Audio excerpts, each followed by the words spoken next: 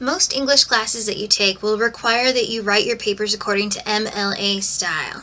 There are those instructors that prefer APA or CMS, and that's not something we're going to touch upon in this class, but I do have resources that I can send to you if you need any kind of information on how to format papers that way for other classes. For our class, we're going to operate just with MLA style, and with that in mind, there are several tenets of format, citation, and documentation that you must apply to your papers. So this isn't just having the right heading and header and title and font.